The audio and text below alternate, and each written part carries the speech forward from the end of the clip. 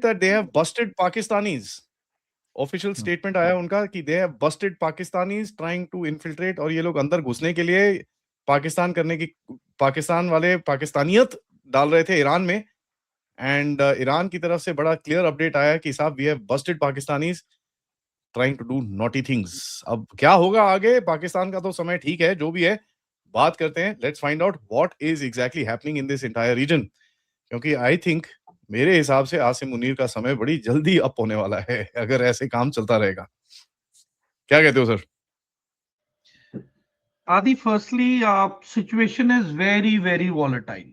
Very volatile. And अगर आप सब ने मेरा आर्टिकल ट्विटर पे अगर पढ़ा होगा, how the invasion of Iran is going to be, मैं बता रहा हूं, एक होता ना केओस, प्रॉपर केओस।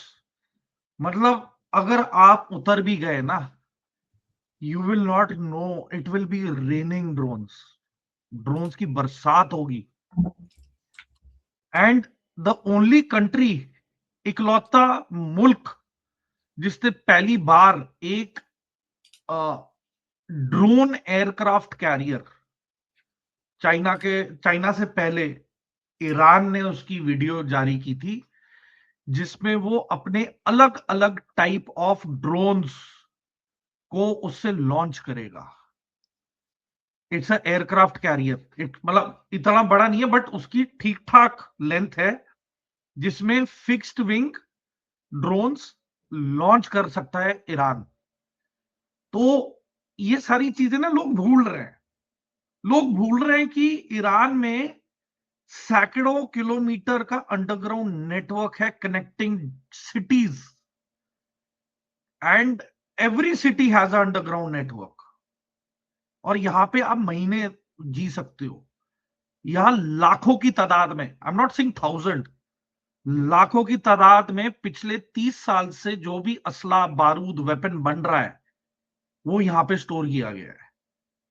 और जो 12 डे वॉर था ईरान इजराइल का, ईरान ने अपनी पुरानी आउटडेटेड मिसाइल्स को फूका है उसमें कि भैया जगह बनाओ, नई मिसाइल्स लानी है। और ईरान को पाकिस्तान न्यूक्लियर कम्युनिटी जो है और साइंटिस्ट, उसका सपोर्ट मिला है। नॉर्थ कोरिया की न्यूक्लियर साइंटिस्ट एंड फ्रेटर्निटी का सपोर्ट मिला है, और चाइना का, और चौथा रशिया का। मतलब 4 ऐसे मुल्क जिन्होंने ताबड़तोड़ इसको 30 साल से जो मदद की है। इट इज इंपेरेटिव, जायज सी बात है कि अगर कुछ हुआ तो कैजुअलिटी रेट दुश्मन का भी बहुत होगा, ईरान का तो होगा ही होगा। वो तो तैयार है, वो जानते हैं कि कैजुअलिटी होगी। पर आप अंदाजा लगाओ कि इन्वेडिंग फोर्सेस का क्या हाल होने वाला है।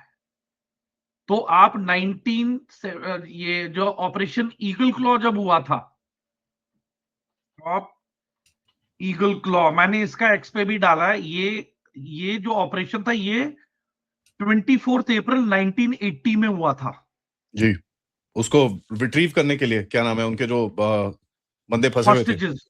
हाँ, और 1979 में ये खोमेनी आए, ईरानियन रेवोल्यूशन शुरू हुई, उस दौरान बंदी बनाए गए अमेरिकन, और शाह के जितने भी क्लोज एड थे सबको एग्जीक्यूट कर दिया, पब्लिकली मार दिया गया था।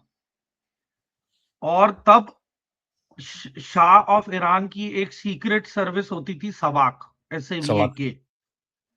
सवाक का काम होता था कि शाह के opponents, right from India industrialist, जो उसके ऑपोजिशन पार्टी वालों को फंडिंग कर रहे हैं, कौन इनसे दोस्ती कर रहा है, ये कहां कहां घूमते हैं, कहां शॉपिंग करते हैं, इनका खाने का सामान क्या आ रहा है, और बल्कि उसके ऑपोजिशन लीडरों के कुक्स ने क्या क्या खाना, किसके लिए क्या बनाया है, इतनी तक डिटेल उसकी टेबल पे पहुंच जाती थी सुबह 9 बजे,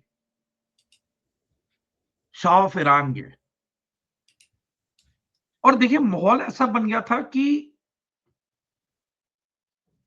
अगर मेरे पास कोई कॉमोडिटी है, मैं उसे बेच रहा हूं, मोनोपोली हो रही है, एकदम से आदि के घर में भी वही कॉमोडिटी की डिस्कवरी होती है, अरे मेरे पास भी ये है, तो मैं भी बेचूंगा।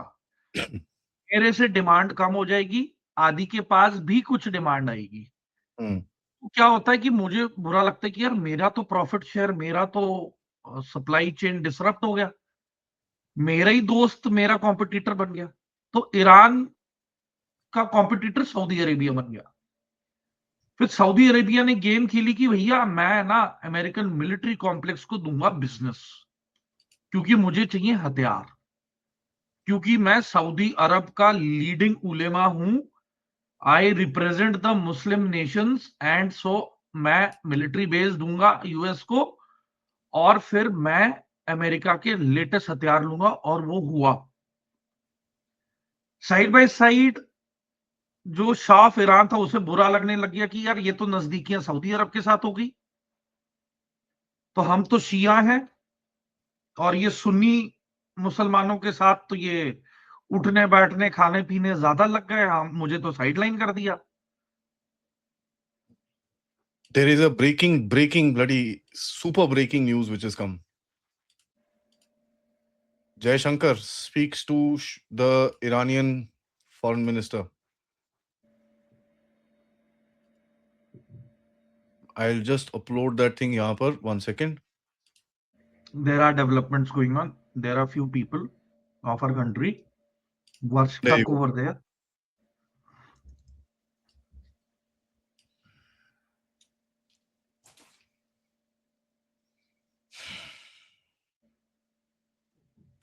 This is becoming big, sir. It is already big, Adi, since last 5 days that I've discussed with you. Ji. One of my very close, I wouldn't want to go in details, but somebody is not come back who was supposed to come back. उसका सामान ही वापस आया, फिर lot many things are happening. So I wouldn't want to comment much on all that. So जी, आप बोल रहे anyways, थे शाह का, सर शाह का Iran and so Saudi Shah Arabia. of, तो फिर Shah of Iran took a stand and he said, मैं अपने कच्चे तेल की कीमत इतनी नीचे कर दूंगा कि पूरी दुनिया वापस मेरे पास ही आएगी. I will not let the American private companies thrive in Saudi Arabia and get profits. जब अमेरिका को ये लगा कि यार शाह ऑफ ईरान का जो ऑयल डोमिनेंस खत्म नहीं हो रहा है, बैलेंस नहीं बन पा रहा है, क्योंकि शाह ऑफ ईरान रशिया से मिलिट्री इक्विपमेंट ले रहा था, यूएसए से नहीं ले रहा था, करेक्ट. उसे तेल ही दे रहा था. So the largest importer of oil from Iran was only USA.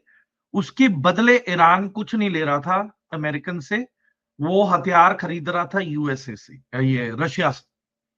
And American realised कि ट्रेड डेफिसिट बढ़ता जा रहा है, क्योंकि वो इससे सिर्फ तेल ही लेते जा रहे हैं और बदले में ईरान इनसे कुछ नहीं खरीद रहा है.